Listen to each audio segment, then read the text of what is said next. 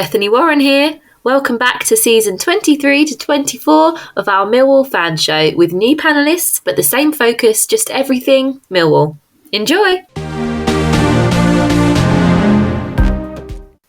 Welcome to the second show ahead of the 2023-24 season of the Millwall No One Likes Us Talking, our Millwall fan show. I'm your host, Gary Staff, and with me I have the No One Likes Us Talking team of Jeff Burnige, Patricia Maslin and Myles Thornton. Not everybody likes them, but they don't care. Hi, Jeff. Hi, everyone. Hi, Pat. Evening. Hi, Myles. Evening all, how are you all? Very well. Before I chat with the team, I just wanted to add my own personal thanks to John Berylson. What you did for my little club was outstanding, and there will be no one like you ever again. Rest in peace, John, and thank you. Just had to do that because I felt I hadn't really put anything out there about John. So a pretty up and down pre-season, but let's not forget it is pre-season, and there has been a few comments on social media that have made me chuckle. And these games are nothing but about player fitness.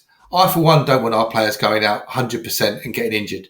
Jeff, I'll start with you because you've been through quite a few pre-seasons in your time. What are your thoughts on them?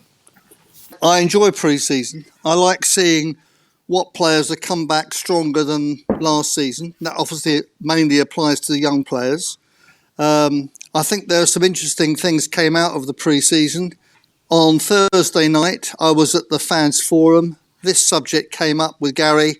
He isn't too concerned about the results, but he thought he learnt some things. And of course, we've signed a couple of players since the last pre-season game. So I think the way to approach this is to say everything is on the Middlesbrough game. The pre-season's behind us and it's history now. Pat, do you agree with what Jeff's saying? Not entirely. I understand why we need the pre-season friendlies, but I really can't stand them. I don't go to them. They don't interest me at all. As I say, I understand why they're there, but they're uninspiring. I mean, the pre-season friendlies we have at Millwall are so lame. Other clubs are, getting really good clubs to watch. I mean, what do we get? We get non-league and League Two. I'm not interested in them. Yeah, it's great if you do go along, you can see who's who. I mean, I watched a bit on the TV of Stittard, and what stood out for me was Eze and Imaku. They're definitely ready for first team football next season. But that's all I can really say about the friendlies. Fair enough. Myles? Yeah, as you said, up and down pre-season. I think one of the highest points was getting beat by Charlton. So good pre-season. I'm looking forward to the season. My point, as I say, I don't want anyone to get injured, but I do notice what Jeff says.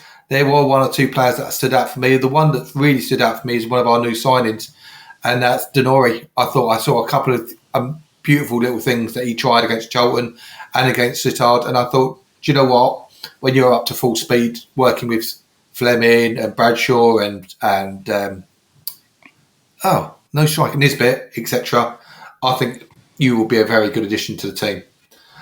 Jeff, you did mention earlier that you was at the fans forum on Thursday. What else was there? You obviously mentioned about the pre-season, but what else has come out of that tonight? Well, it was very much as it is every year. Gary was very good. He answered everyone's questions with a little bit of humour on occasions. The questions to him were mainly about players and about the system of play. There was nothing really new that he said that he hasn't been saying in his post-match interviews and general interviews. He didn't give me the impression that he was immediately going to put the young players into the starting lineup. That wasn't the impression I got. One person asked him about playing five at the back, and he said that he defended that by saying that We played 4 at the back at the end of last season and blew it. So that clearly isn't the golden ticket.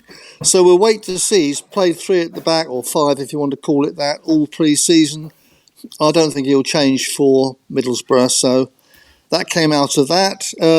Steve Kavanagh's questions were mainly about the new training ground and the relationship with Lewisham. Again, not an awful lot new that he hasn't said before, but the executive mayor of Lewisham has announced he's standing for Parliament in Bristol. So there was a question about whether that would affect Steve's relationship with the mayor of Lewisham, and he tried to be very reassuring on that front and said further announcements are quite imminent. And then I left slightly before the end as I had another commitment, but I enjoyed it. It was a good-natured affair. Excellent. We'll take a break there and get a message from our main sponsor. Hi, this is Jess Tuffield from G&M Motors. Operating from a modern and purpose-built facility in Milton Road, Gravesend, G&M Motors offers a complete range of new Honda cars and services. As well as new Hondas, we have an extensive range of used cars, including ex-Motability cars from a variety of manufacturers. Specialising in new Honda cars, G&M Motors has been retailing quality new and used vehicles to the people of Kent and South East London for over 4 decades. We have been a Honda dealership since 1972 and are the country's longest serving supplier of this renowned marque. Conveniently sited just 2 miles from the A2, 10 miles from the M25 and Dartford Crossing, visitors to our showroom are assured a warm welcome from our experienced and friendly staff. Our facilities include an on-site workshop capable of providing full vehicle servicing and repairs, as well as an extensive parts department offering genuine Honda parts and accessories. The expertise of our skilled mechanics is not limited to just Hondas, but extends to most makes and models of motor vehicles. Whatever your motoring needs, visit us at G&M Motors today. The newly extended hours of our G&M headquarters means that you can contact us from 8 a.m. till 6 p.m. on weekdays and 9 a.m. till 6 p.m. on Saturdays. To contact us, call us today on 01474 365 026. Thank you, Jess. Debbie Julian's here. Don't forget to call Jess on 01474 813562. G&M Motors have been dear friends with the Julians family for over 4 decades now. From my dad Lenny to me, Debbie, Lions together. Thanks once again to GM Motors for your support. Our first guest is, to say the least, a big friend of the show, and he can be often seen in and around the Executive Lounge. This gentleman was part of the infamous 1998 squad that won promotion to the old First Division. Born in 1967, he played 163 times for the Lions over 6 seasons, then went on loan a couple of times before landing at Hartlepool, where he played 73 times before hanging up his gloves in 1997. We all know who we're referring to. Welcome back to the show, Mr. Brian Horne. Good evening, everybody. How are you? Good evening, Horne. Lovely to speak to you again. Evening, Brian. And yourself, Jeff. Nice to see everybody back in the swing of things for another season. Before I let you off, Brian, I noticed you only played 11 seasons as a professional. Was it an injury that ended your career, mate? It didn't help, for sure. Obviously, when we was in the Premier League or old First Division back in '98, I fractured my pelvis. I don't know where I did it to this day, but I had a bad injury and couldn't regain my form.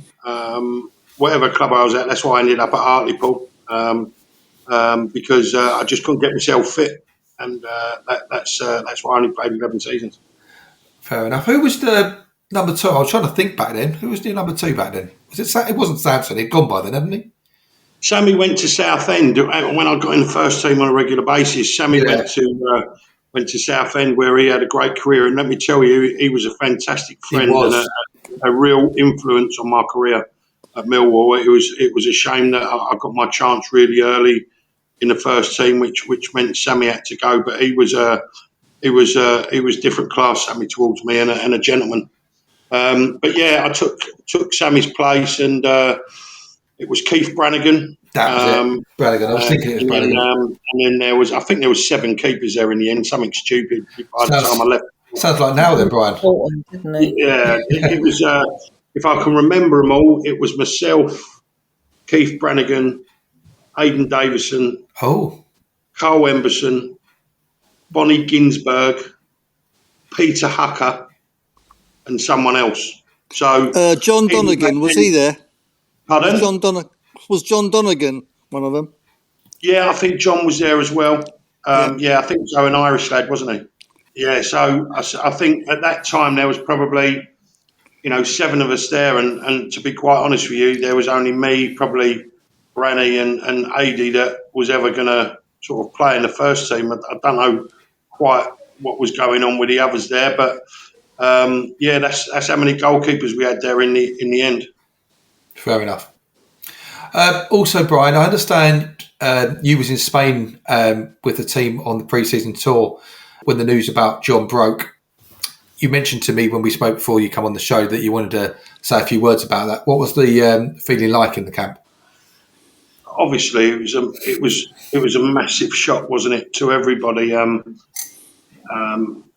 happened? We heard it around about 10 o'clock on the Tuesday evening, and I just want to say this, and I want to put that out there. That Gary Rowett and his staff were magnificent in what happened. How they handled it, how they told the players. Gary Rowett was very measured in how he dealt with it. He didn't make any rash decisions. He waited for the right decisions. I think the initial decision was that everybody thought we should go home, but Gary said, look, we wait. And then obviously the family come out and said they would like us to stay and finish the training camp and everything else. So I just like Gary, Adam Barrett, just 2 of them, but all the staff were absolutely magnificent how they dealt with the players, and also how the players dealt with it. The next morning, they had a minute silence. I'm sure you're aware of that around the pitch for John, and we didn't quite know how it was going to go. We didn't know if there was going to be loads of press that was going to turn up, and so we had to put precautions in place. But I just wanted to say that then with Alex and Steve.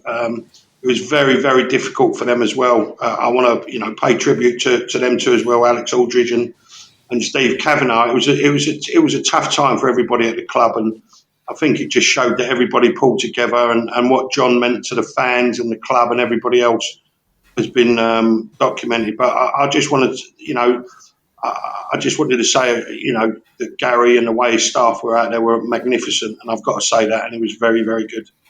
Wonderful. That's so lovely to hear. But before I do hand you over to the first question, that'll be from our lovely Pat, I want to say thank you to Mr. Coleman, a good friend of yours, for some of the questions tonight. So over to you, Pat. I know what these questions are going to be, then it's come from him, that's for sure. Hello, Brian. How are you? I'm good, thank you. You? What have you been up to close season, Pat? Waiting for a knee operation, so not a lot. Is that imminent, Pat, or not? Yeah, that's the 15th of August. Oh, right, okay. So you'll be running the marathon in a couple of years then? Absolutely, yeah. Brilliant. Back to the Lionesses for me.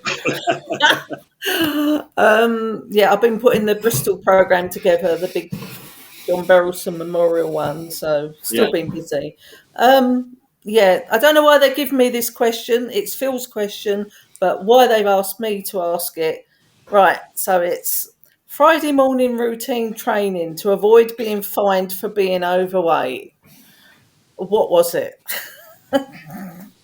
Friday morning. It was Monday morning. Morning. It's got Friday. So every Monday morning, myself. He said Friday morning to me. No. Tell him he's wrong. He's wrong. It was Monday morning, right? Monday morning was the key. And there was me, Terry Erlock, that used to get in at 8 o'clock in the morning because obviously we'd had a beer on the Saturday. Sundays was recovery day, so we had a beer on a Saturday.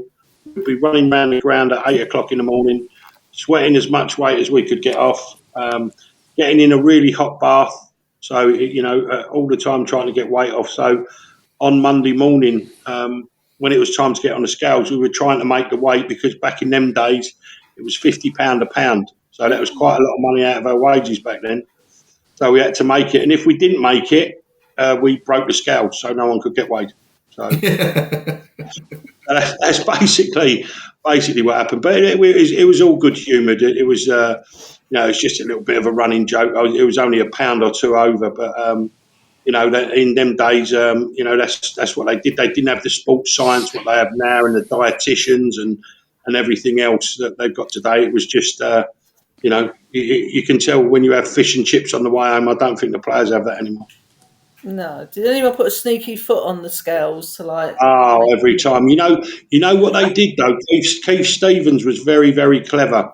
At the end of the season, you get weighed out. All right. Okay. So you get your weight, and then obviously when you come back for pre-season, you get weighed in to see if you put on a lost weight.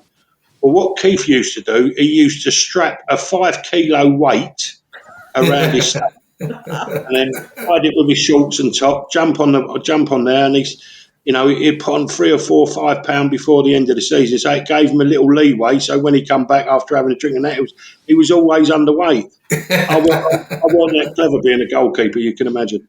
Yeah. Oh dear. Jeff, over to you, mate.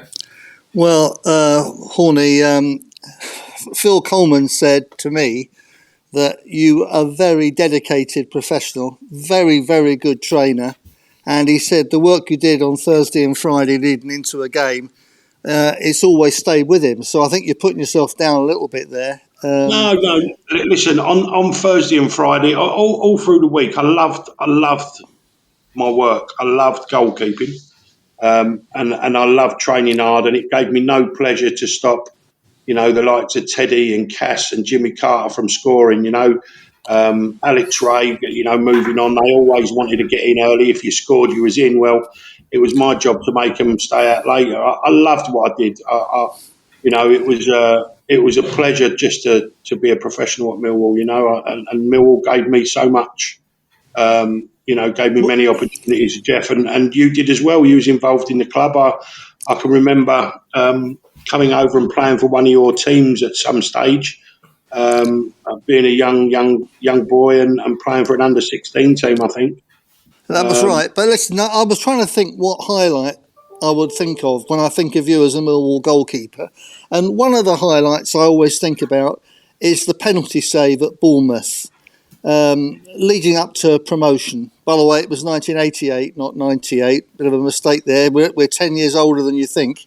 But that penalty save, etched in everyone's memory. It was at the end where all the Millwall fans were, wasn't it? And I think that's when we all believed this is going to happen. We are going to win this league and we are going to get into the top division. So it made me think, you saved a lot of penalties in your time. What was now you're retired as a goalkeeper, it won't matter, you're giving away your secrets. So what was your method to keep penalties out? I always look, Jeff, at the run-up. And if they come too straight to the ball, they couldn't whip it across me. So it'd have to be straight down the middle, or it would have to be open to one side and side-foot it in the other corner. So I always stuck by that rule that if they had a little bend to the run and they stood off the ball a little bit, I had enough power to whip it into if I'm facing the ball, into the right-hand corner. Whereas if they come too straight, they could only open their body and put it to the left side of me or straight down the middle. So I always stuck to that method. It wasn't anything extravagant. I look back at some videos that I've still got, and I always used to touch my toes. I also always used to, when he was running up, I used to touch my toes, and then I would stick to that method while he was running up. And yeah, I did save a few. I mean, Francis, I saved one against QPR that we went top of the league that day. We won 3-2, as you say, against Bournemouth. That was quite an indifferent night. I mean, we got off to an unbelievable start, and then Terry scored that great goal. Unbelievably, I don't know if you know, Tony Pulis got the equaliser or got the goal back at 2-1, and then the penalty, and it was just. I don't know, Jeff, how to explain it. I saved it. I didn't, it was just one of them that I've never felt as much adrenaline run through my body since or after that penalty. it was just an unbelievable moment. And as you say, after that game, I think everybody believed that we was going to do it. And that was that. But there was a save. If I can remember, we played Gillingham at home in the cup, and I saved a header from Cooper, and I believe that is my best ever save. It was in the top corner, and I sprung up and pushed it over the bar. I still haven't got it, so if anybody's got that on video, I would, or whatever it is these days, I would love to have a look at it. But that was a save that stood out in my mind. I made a few in my time. I was known for my shot stopping, so. But that penalty save, as you rightly say, I'm quite well. All the supporters remember that penalty save. They also remember Terry Hurlott's goal in that match. It was. I don't know if you remember it. I think Davy Thompson put the ball up in the air, and Teddy got up and headed it. And for some reason, their defence just parted a little bit. Tony Pindis was passing Terry. And the run and the speed of which Terry got to, I think it got a slight deflection.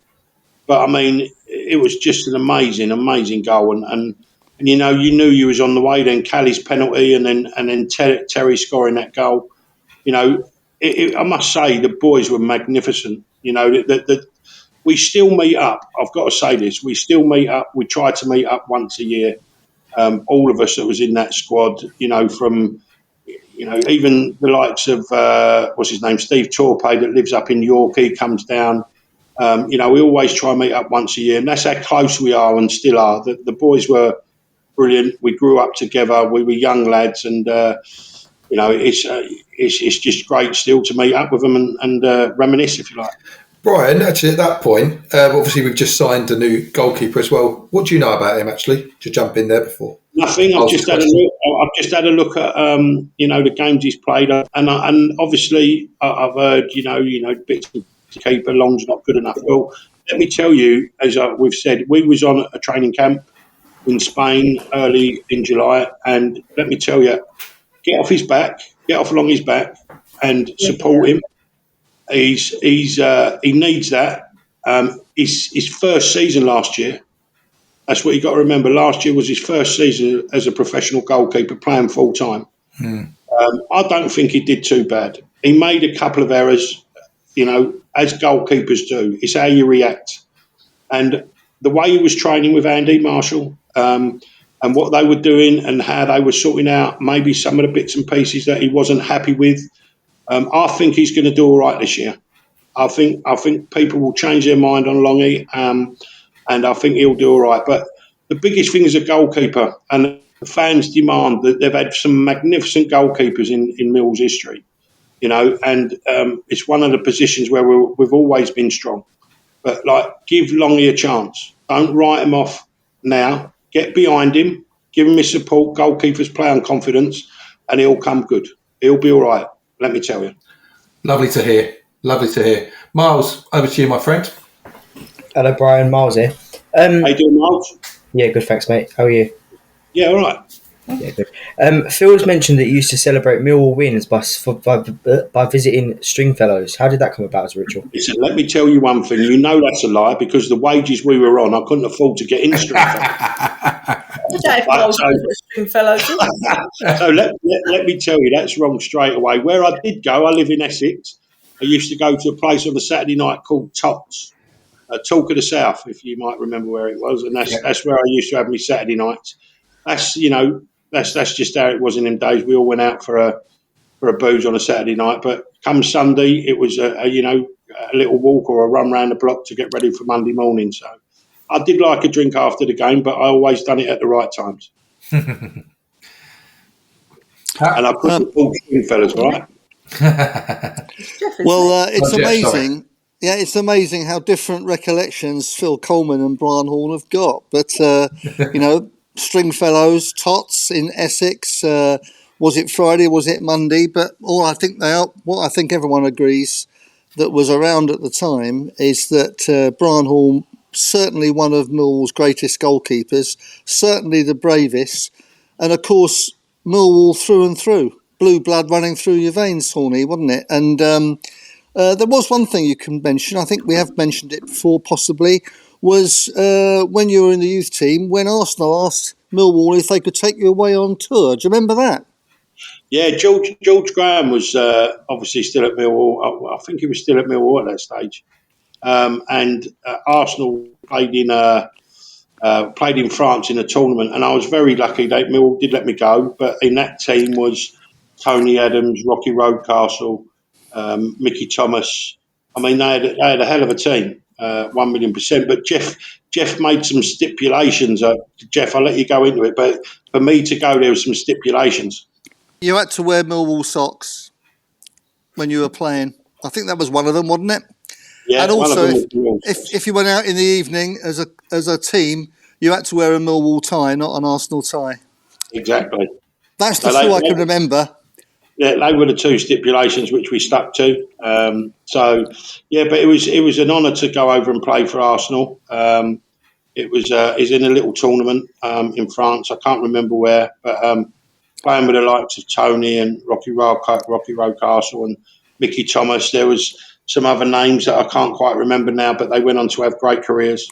Well, the reason Arsenal asked for you to go was that you were the best youth team goalkeeper in London at the time. It was quite simple. London, Jeff? Well, maybe the world. But Jeff, I was playing for England by then, the youth team. You were indeed, yeah. Right. Another thing, Brian, we were talking earlier about pre-season friendlies. Jeff's all for them. Yeah. I think they're boring. I think we could get better teams to play. What are your thoughts on our pre-season, and how does it differ from the 80s? I think it's generally the same. I think the manager's trying to look at the new signings, how they're going to fit in. Are they better than what he's got at the moment? And I think that's how he's used his pre-season, as every manager did. He probably would have played his starting 11 in the last game that he thinks that he's going to, play the first game of the season. But as regards getting bigger teams down, Pat, it's a strange one, because in these days you've got agents that will ask Millwall if they want to play. Let's put something out there like Real Madrid, but it costs about £2.5 million to get them down. So that's not an option for our club. So if you look at the pre-season friendlies that take place now, it's all Spanish against Italian and all different bits and pieces. So for Millwall to get a big side to come down will cost the club a lot of money. And I don't think that our club should pay another football club, their flights, their hotels, and the big clubs don't just want to get on an easy jet. They want their own charter. Well, at the moment, a charter is 150 grand anywhere you go. And then obviously you've got a hotel for the night and coaches. And listen, that's my business. I do it. So I try and save Millwall money by doing the pre-seasons and getting them at cheap places. That's my role for the club, to make sure we're not overcharged. But, we brought Hammarby over. We had to pay for Hammarby. We brought Bromby over. We had to pay for their fees, and we brought the Dutch people over. We have to pay for their fees. But I can assure you they're pittance, not a lot of money at all. And they're not well supported, Pat. I mean, as you know, the fans prefer to turn out for the league games rather than turning out for, So you're not going to pay any money if fans are not going to turn up. You could look at the Premiership, though. I mean, we lent Man City our ground last season, didn't we? What's wrong with them sending a squad down?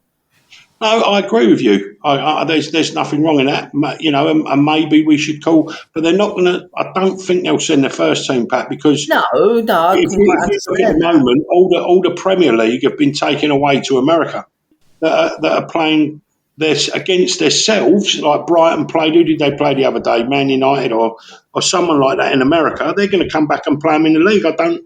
If they're going to play against an American team, fair enough. But I can't see the point of going around the world and playing against the team you're going to play next week in the league. But that's just my opinion. But I do agree with you. Maybe we could get a Chelsea down or even an Arsenal or even a Tottenham that will local that will come and come and play. Obviously we gave Harry Kane his chance, and now look what's happened. So they owe us something at least. Absolutely. So, Brian, as the season opener looms on the horizon, how do you think the Lions will fare in 23-24 season? Right, I'll answer that question in a minute, but let me just say the league this year is the strongest championship league I think there's been for many, many, many years. Yep. If you see the teams that have dropped down, Leicester, Southampton, Leeds, and the teams that have come up, Ipswich, Sheffield Wednesday and Plymouth, they're all got a little bit of money behind them. They're all strong. So I think the championship has got very strong this year. And, I think it's going to be a tough league. So that's where I see it at the moment. Opening game of the season, I'll say as always, if we can get a draw up there and come away without losing, I'll be extremely happy, and then hopefully we can start at the Den. But I'll be hopefully looking for a draw. Excellent. Well, Brian, some great stuff as always. Thanks, Phil, for the questions. It's been a pleasure as usual. You probably didn't realise, but Brian was actually coming all the way from sunny Portugal. What's the weather like out there, Brian? Probably a lot better than here at the moment, isn't it? Yeah, it's struggling a bit today, actually. What a shame. Well, it's struggling a little bit at the moment. This evening, I'm just looking, and it's about 29 degrees at the moment. Oh, so I've just had to put the air conditioning on just to make it cool, so I can speak in the front. Cheers for that, Brian. Which I've never asked. Listen, I wish you all the best. And you, Brian. If you need anything, don't hesitate to call. All right. Yeah, no worries. Take care, Brian. Hopefully, see you in the lounge in a couple of weeks. Take care, Brian. Cheers, Brian. Hello. Let's hear from our friends over at Fisher.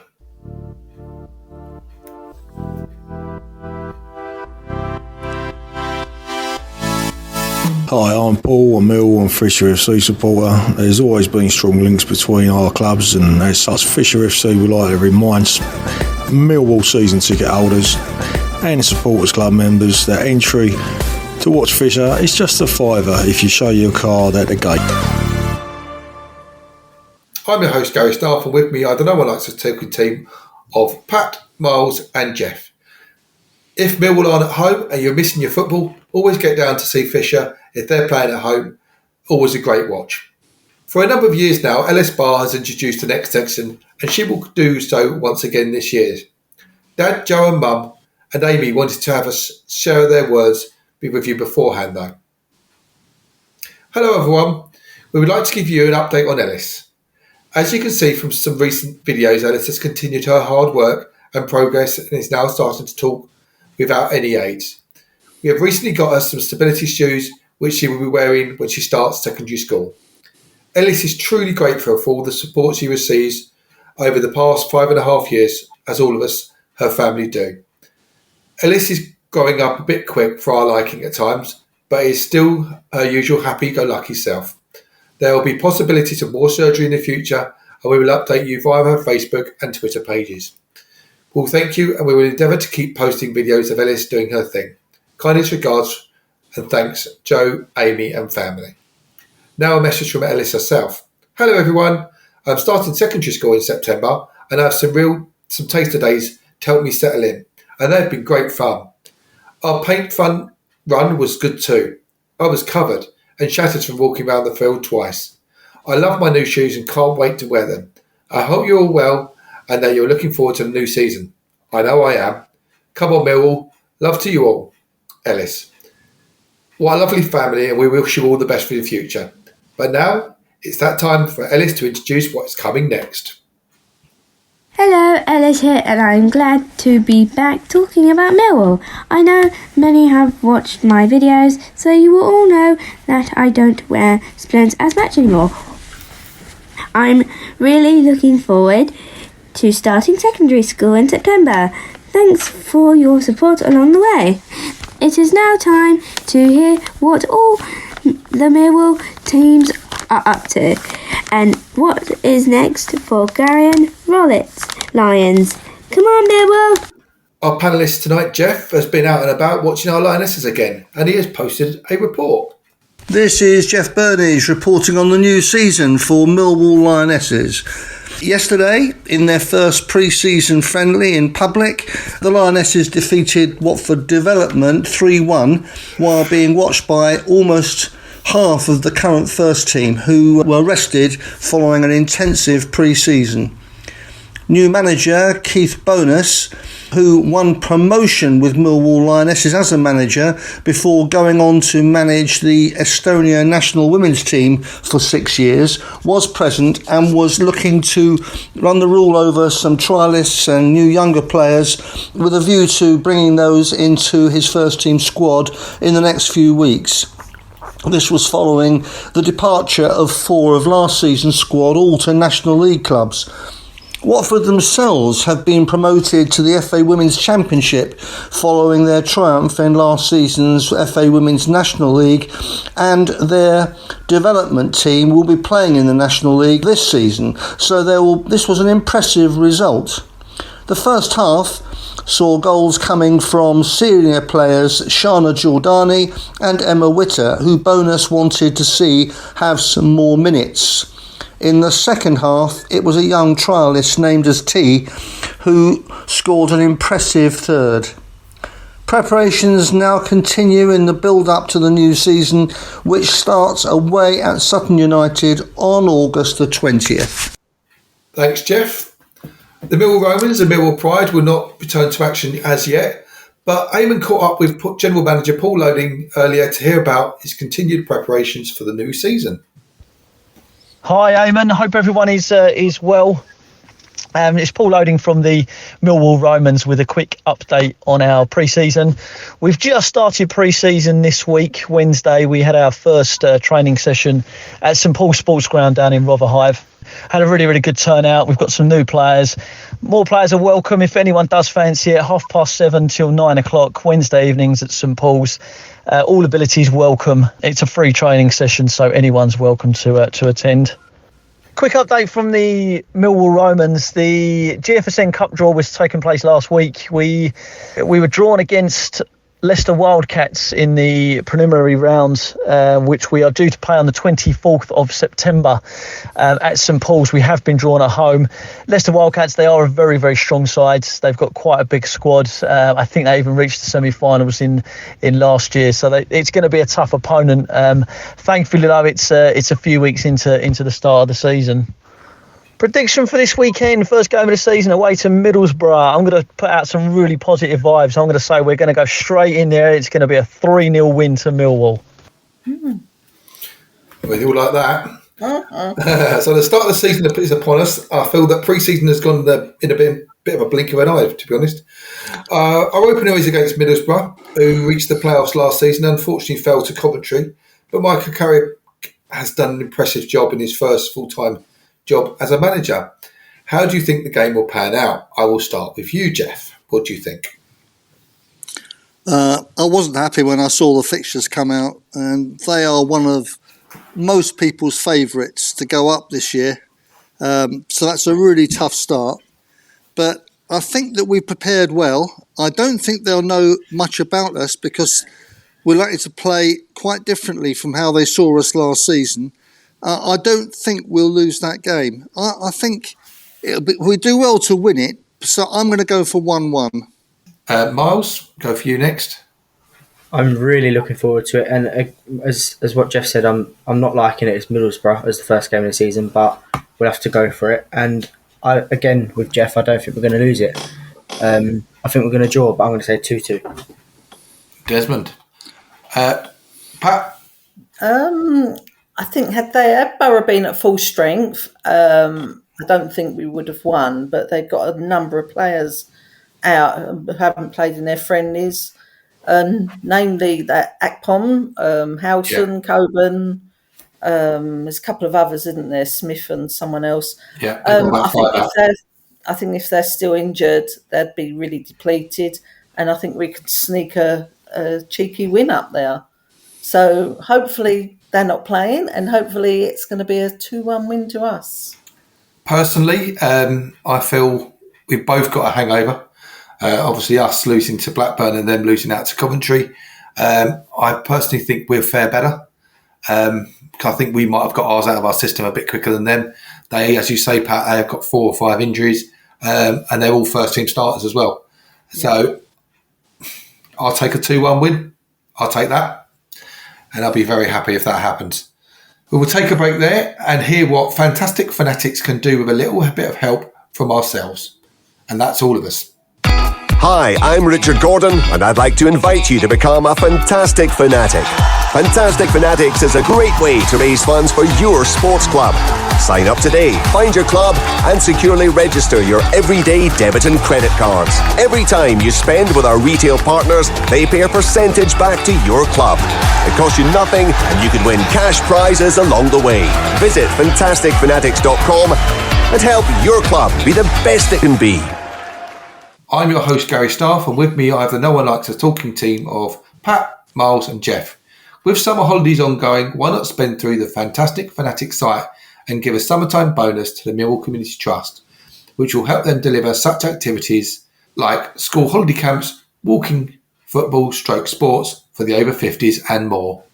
Our final guest is very much a friend of the show. This gentleman was a London firefighter for 30 years, was a goalkeeping coach at Millwall, has been involved in the Millwall Academy. His wife Karen is the first team and training general operations manager, and she also is the link between Millwall and the Lions Food Hub, of which our guest is the main sponsor. Welcome to the show, Dean Wilson. Hello, Dean. Hiya, thanks very much for having me. Hiya. Hello, Dean. Hello, Dean. Jeff here. Hi, guys. Hello, Dean. Hi. Before I let you off to those panel, Dean, a new feature for fan guests is to briefly describe their most memorable Millwall home game in the last 30 years. We've been in the new Den 30 years now, so what sits strong in your mind, Dean?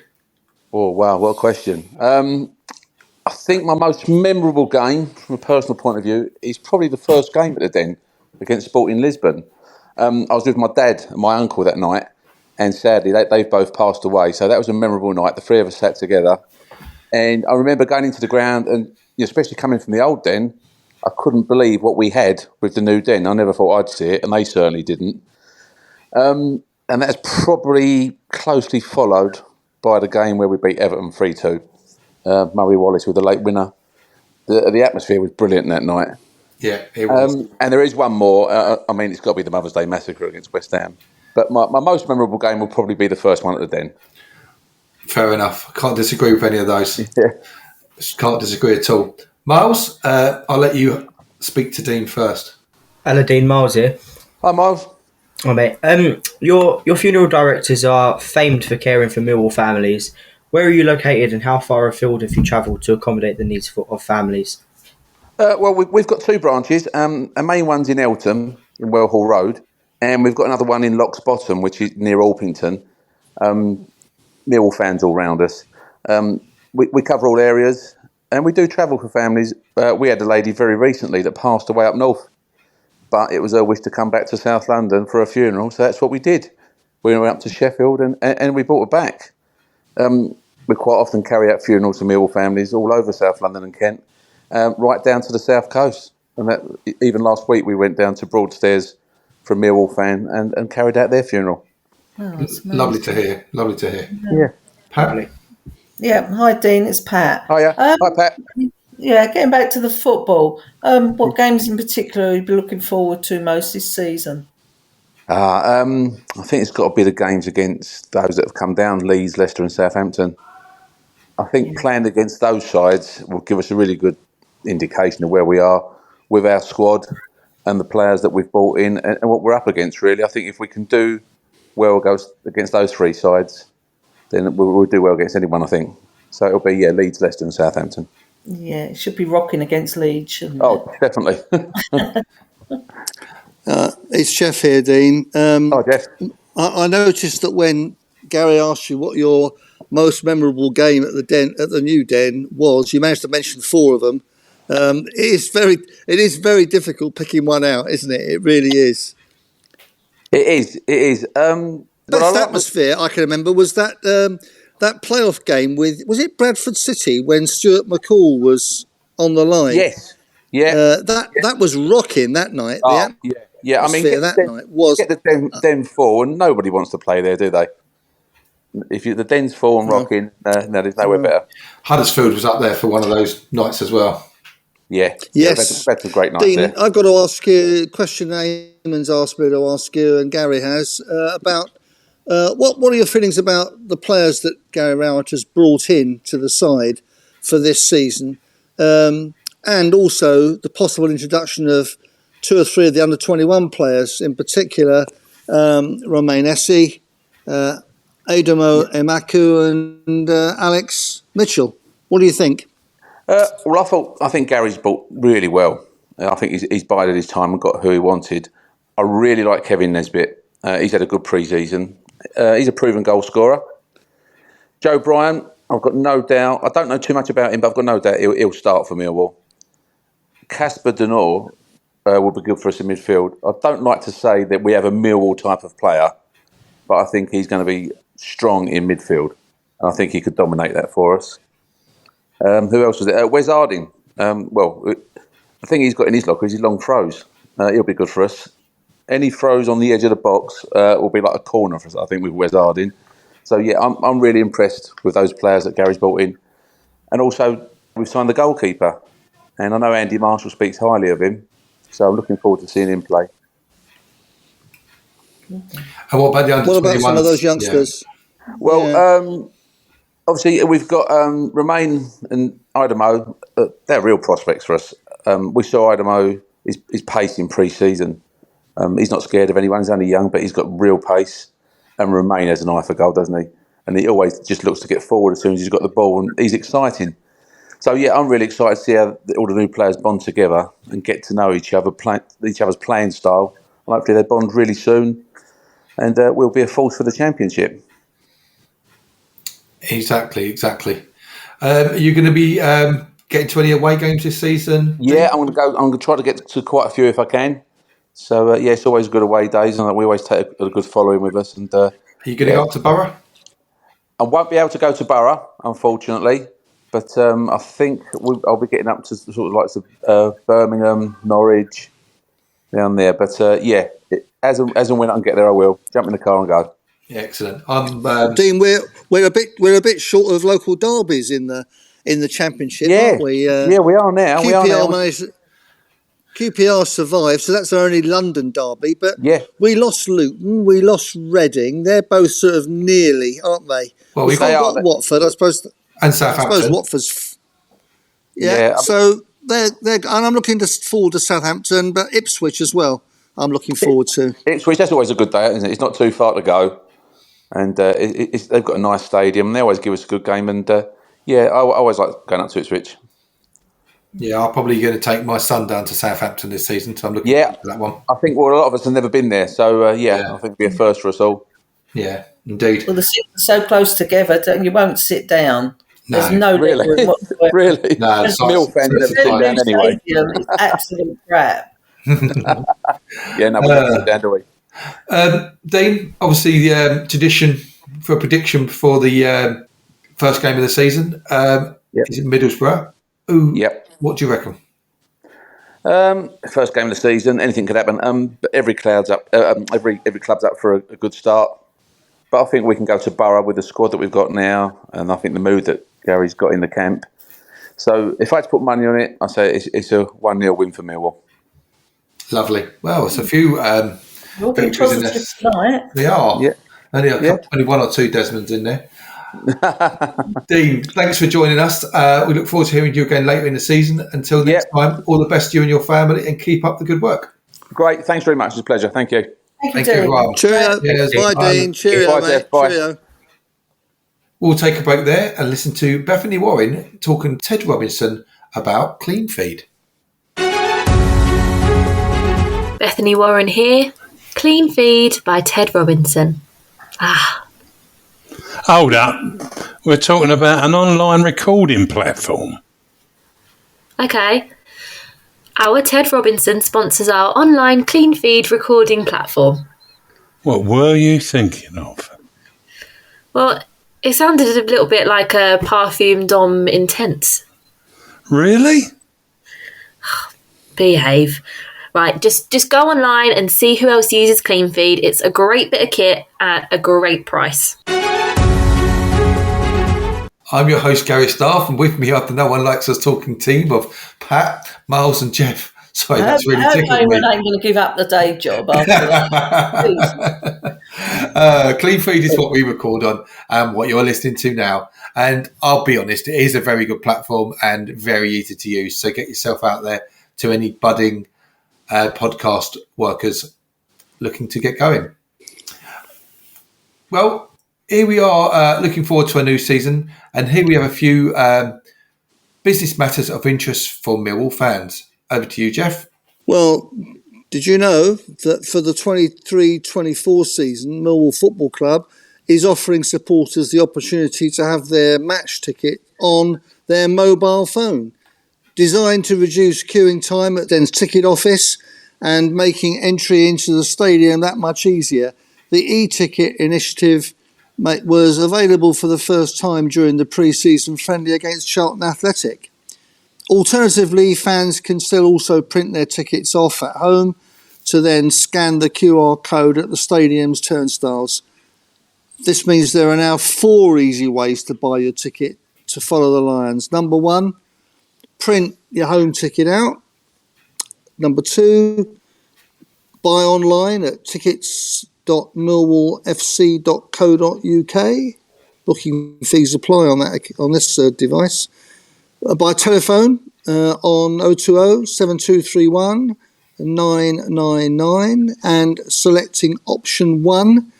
And that office is open between 9:30 and 5 Monday to Thursdays and 9:30 to 4 p.m. on Fridays.